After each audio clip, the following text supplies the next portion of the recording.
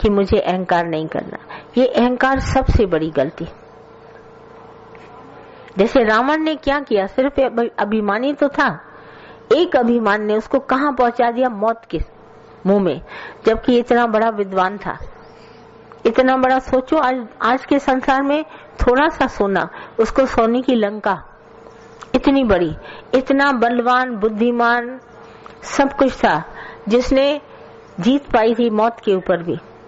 उसने अमृत को कहां छिपा के रखा था, अपनी नाभि में, सेफ जगह थी, पर अभिमान ने उसको भी नहीं छोड़ा। तो याद करना कंस का और इसका मिसाल अपने आप। तो हम भी संसार में ऐसे न बने जो अहंकार करें तो मार बहुत बुरी तरह से खाएंगे। हमारे अभिमान को काटने के लिए भगवान श्री कृष्ण आए और रामचंद्र जी आए, युगे युगे अवतार लेकर के भगवान हमारे सामने आए। आज भी हमारा गुरु हमारे सामने दादा आया है, सिर्फ हमारे इस अभिमान को हटाने के लिए। और अभिमान की क्या दिया, सिर्फ जानकारी। उसकी औरत देखो कितनी मंदोदरी रावण को समझा रही थी, मगर रावण को नहीं आया। अपने घर वालों से कभी नहीं समझ में आता है।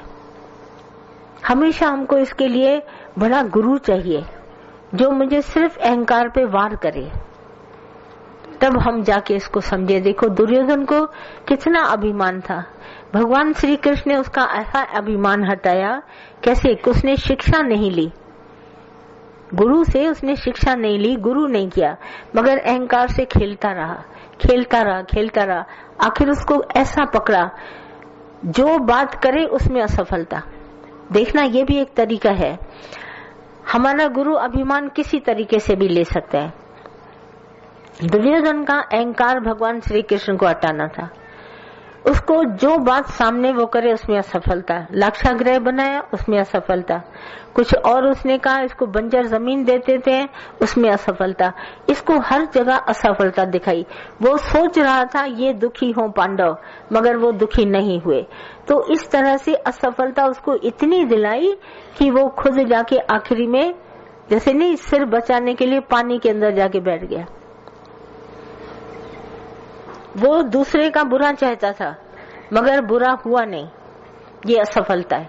हम किसी के बारे में भी बुरा चाहें वो बुरा ना हो, ये मेरी असफलता। बड़ी खींच पैदा होती है अपने आप को, तो उसको कोई धरती जगह न दे रही थी, तो कहां जाके छिपा, पानी के अंदर।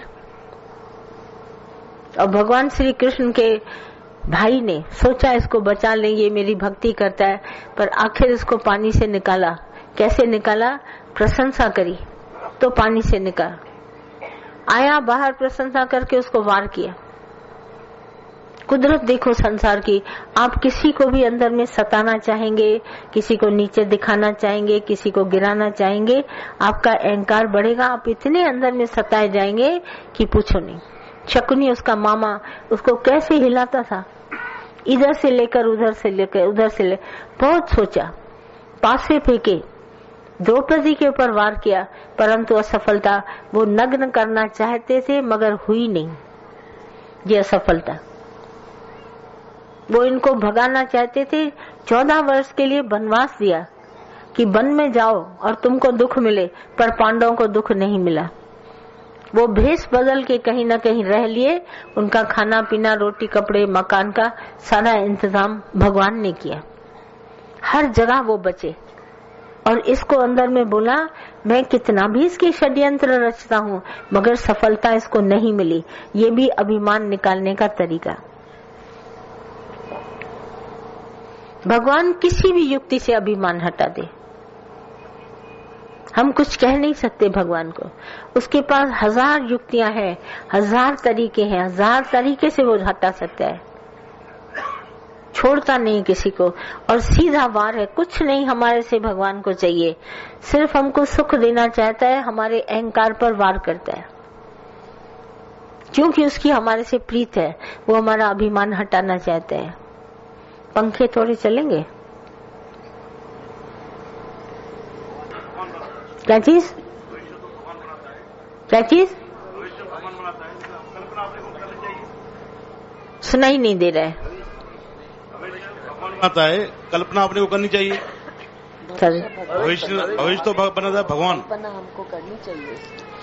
अपने को आपको कुछ भी नहीं करना है, न भविष्य बनाना है, कल्पना करनी है। तो बनाने वाला खुद कुदरत है, आप क्या बनाएंगे? आपके हाथ में क्या है? कुछ नहीं कोई बना सकता, न कल्पना कर सकता है, न बना सकता है, सब व्यर्थ है। मानस यतन करत बहुभांत, बहुत तरीके से मनुष्य यतन करता है मगर उसके कर्तव्य व्यर्थ है। हमारे कर्तव्य कुछ नहीं कर सकते। भगवान हरिओम। हरिओम।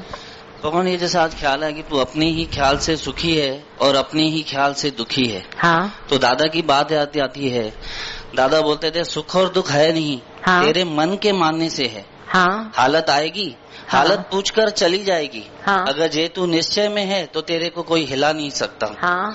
तो ये बात दादा की बहुत अच्छी लगती थी कि अगर मैं निश्चय में हूँ, मैं अपने स्वरूप में स्थित हूँ, तो मेरे को कोई भी बात हिला नहीं सकती। हाँ। पर एक गुरु ही है जो हमारे मन का कत्ल करता है। बराबर। आज गुरु ना होता तो मालूम नहीं कहाँ होते।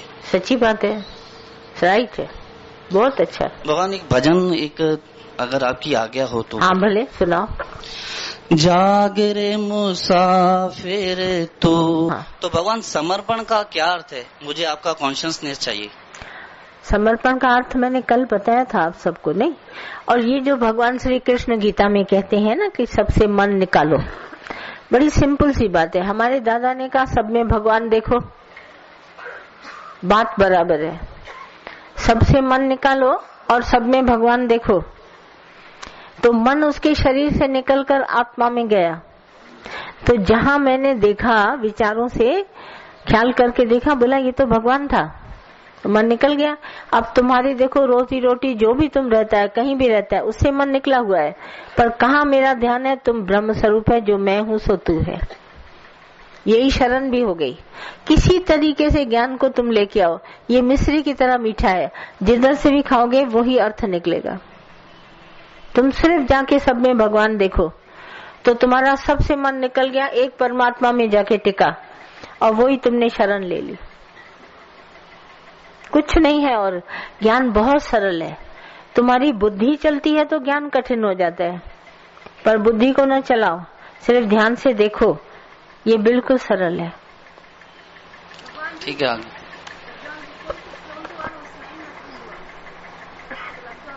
कैंखी चवंदो कंहिंखे चवंदो आहे? तू केर आई जंहिंखे चवंदो आहे? तुम कौन है जिसको कोई कुछ कहता है? इतना अभिमानी है कि बस मुझे कोई कुछ न कहे। एक मैं तुम्हारे को मॉडल बना के खड़ा कर दूं और दुनिया में कोई कुछ तुमको न कहे, तो बड़ा सुखी हो जाएगा, बड़ा मजे में रहेगा। कोई कुछ न बोले, एक शब्द भी तुमको कोई न बोले, सुखी हो जाएगा तुम? कभी नहीं होगा। और कोई कुछ कहता ही नहीं है, तुम ही बचे हो क्या दुनिया में तुमको कहने के लिए? पर तुम इतने अभिमानी हो कि बस मैं ऐसा घर में रहता हूँ, मैं करता सब हूँ, मैं तो अच्छी हूँ, मैं तो, सारे एडजेक्टिव तुम्हारे लिए और सारी दुनिया बुरी। ये सब बुरे हैं, सिर्फ तुम अच्छे हैं। ये अहंकार है तुम्हारा। ये सब अच्छे हैं और मैं भी इनके साथ अच्छी हूँ। ये नहीं कि मैं बुरी हूँ, ये सब अच्छे हैं, नहीं। तुम दो में डिवाइड करता है, अच्छा और बुरा। यहाँ बुरा कोई नहीं, अच्छा कोई नहीं, क्योंकि है ही भगवान। हम एक बात में चलते हैं। आई तुम्हारे को बात ध्यान में? हो गया पक्का? हाँ बोलो।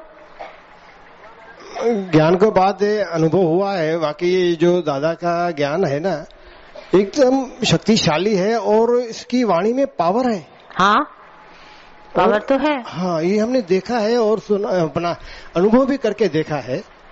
और उसके बाद क्या है, थोड़ी सी जनरल बात है कि पहले जब टाइम में था, क्या समय में एक आदमी घर का खाता था, कमाता था तो 10 खाते थे और शांति थी और कोई बीमारी नहीं थी, कोई तकलीफ नहीं थी। अभी इतना उल्टा क्यों हो गया है कि इस समय जो है ना 10 जने हैं तो 10 जने कमाते हैं। हाँ, तो और बीमारियां बढ़ गई है, अशांति बढ़ गई है। तो ये क्यों ऐसा हुआ है? क्या अब क्यों का तो कोई कारण नहीं होगा। आप लोग बड़े मजेदार हैं, ये अभिमान है आपका। जब आपके अंदर में विचार रहता है क्यों ऐसा, क्यों, ये क्यों हो रहा है। सारी दुनिया को जज करके बीमारियां बढ़ गई, 10 जने कमाते हैं, ये करते हैं, सिर्फ तुम्हारे पास ज्ञान की बातें हैं पर ज्ञान नहीं है। ऐसा होता है,